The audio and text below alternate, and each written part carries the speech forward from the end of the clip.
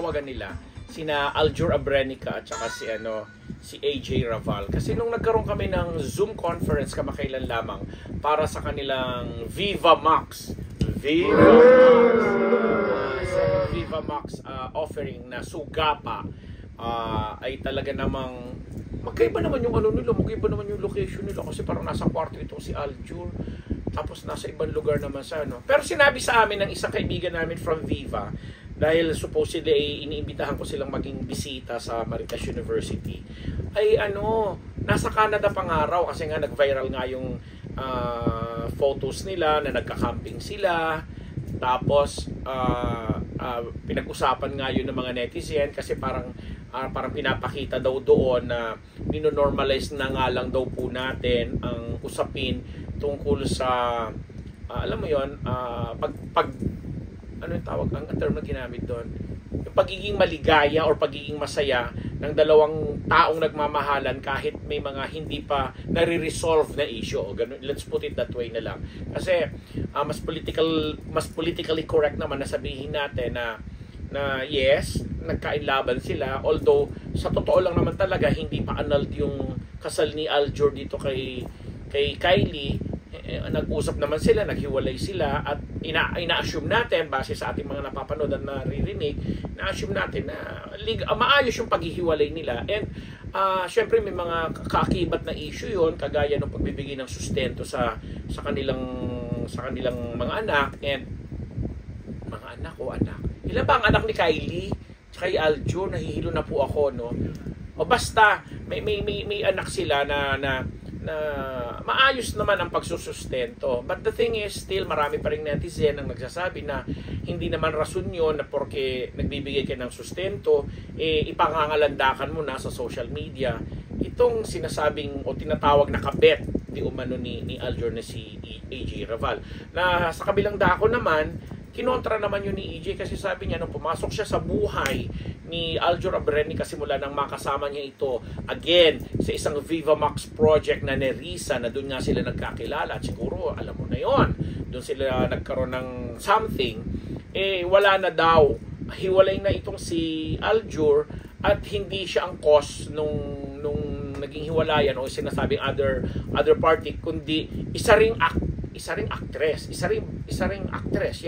na hindi naman pinangalanan. Pero sabi ng mga iba, baka excuse lang yon, pare ganito, ganyan. But the thing is, titingnan na lang natin siguro doon sa puntong tama. Hindi naman siguro dapat ni-normalize yon sa panahon na to, na ipangangalandakan mo ang isang minamahal mo kahit may mga hindi ka pa nare-resolve ang issue. But the thing is, nasa yun nandun sa dalawang nagsama yan na nagpakasal and everything, na siguro may mga legal actions na rin naman silang kino-consider or hindi man ginagawa na para alam mo yun, para mauwi na sa mas tamang bagay or tamang legal na usapan, yung mga dapat gawing legal, di ba? But nag-agree naman din tayo sa kabilang dako doon sa mga tumutulig sa o pumupuna na parang dapat may control, dapat hindi naman sa lahat ng panahon o pagkakataon kung ano yung ginagawa nitong ni EJ at ni Aljur ay i-display na lang nila in public. Kasi kahit papano, may sakit, may tama pa rin yun dun sa nakahiwalayan niya or dun sa ina ng kanyang mga anak. If we're going to say it bluntly, di ba? Kahit sabi mo kahit hindi ko lang maituwid na maayos ang mga sinasabi ko. Pero ang sinasabi natin po dito sa Unbearable Channel, siguro may tamang pagkakataon at panahon na, alam mo yun, kagaya nito, nasa Sugapa movie sila, nagagamit yung issue. Alam natin kasi may pelikula. Diba? Pero siguro kung for purposes of, para lang siguro magpasikat, magpaandar, or may masaktan or pasakitan, hindi nga magandang hindi nga magandang gawain ang ganon. Doon tinututulan din natin 'yon. And sana tama rin naman yung sinasabi ni Kylie na wag na rin siyang itatag sa mga ganong bagay-bagay kasi may mga makukulit at may mga talagang pasaway din talagang mga netizen at mga nasa social media na kung ano-ano na lang lahat gustong pakialaman, na kahit wala namang kinalaman sa kung ano pa man, tinatagpa, di lalong nakakasakit. Kung nang-iirita kayo at nang-iinis, alam nyo po, manahimik na rin talaga tayo minsan. Kasi, di ba, yung pagbibigay natin ng mga ganong, o panggagatong natin sa mga ganon, nangyari yan kay Nadine Luz Relate, ibang episode yun na, pupuntusan natin yan. Nangyayari yan sa mga tao, hindi lang naman sa mga artista, pero, alam nyo, sobrang pakikialam minsan, walang binubungang maganda or walang dinudulot na maganda. Kaya dito sa Sugapa na napanood namin, wow! Ibang klase, pang Viva Max talaga. Kasi doon mo makikita ang pagmamahalan ng dalawa, ramdam na ramdam mo yung komportable sila sa isa't isa. Tapos, pag sinabi po kasing Viva Max sa mga hindi pa masyadong nakaka-subscribe dito or napapanood ang mga klase ng pelikula pinapalabas po dito, parang ngayong mga panahon na to, ito na yung venue na kung saan ipinalalabas ang mga pelikulang mapangahas, kontrobersyal, maiskandalo, hindi lang yung kwento, hindi lang yung istorya, kundi yung mga ginagawa ng mga bidang artista, mapababae man o mapalalaki. Kasi talagang ito yung venue na nakikitaan mo yung mga sexy, mga lalaking ganito, mga palaban, etc. etc. And hindi natin siguro masisisi yung mga artista din at mga nagninegosyo ng ganyang klaseng mga projects kasi may mga tumatangkili. Kaya nga sabi natin, may kanya-kanyang audience, may kanya-kanyang target na crowd or mga viewers ang ganung klaseng proyekto. So hindi tayo nandito para manghusga or kasi gusto natin balansehin ang mga bagay-bagay na may nag-a-appreciate ng ganito, may nagkakagusto ng ganito, may mga hindi nakakagusto ng ganito, may mga nagkakagusto naman sa ganito. Balance lang. Pero dito sa Unbearable Channel, sana naman ito lang ang pakiusap ko lagi, pang ilang pakiusap ko na po ito.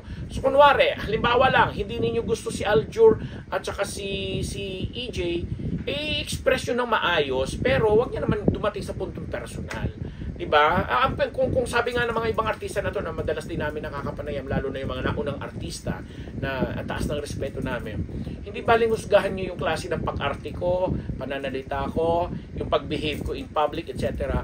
Wag lang yung personal na may mga ginagawa kasi tao rin po kami, something like that. Kaya kung may mga issue sila na kailangan ng legal, kailangan ng kung anumang ayuda dyan na may sinasaklaw na batas or whatsoever, may tamang venue at may tamang proseso tayong dapat harapin. Pero kami sa showbiz, kung ano lang yung issue, yun ang pag-uusapan lang. Pero sa pag-deliver natin ng balita, pag-deliver natin ng mga sarit-saring opinion sa magkabilang panig, sinusubukan lagi natin maging balanse. Although at times talaga, may umuusbong na panibagong issue lalo pat may mga resibo or may mga ebidensya namang ipinapakita.